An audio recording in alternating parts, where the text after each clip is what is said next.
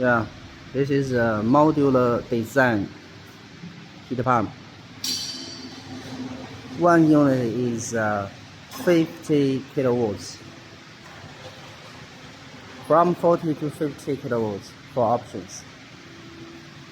So if you have many heat pumps for one project, you can install the heat pump one by one, because the evaporator is on this side, right? This side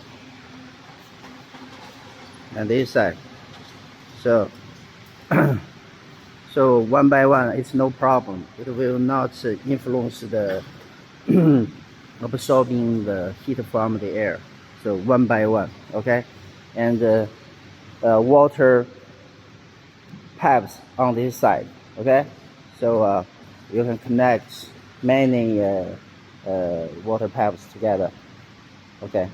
And the control system on this side, so it's very good.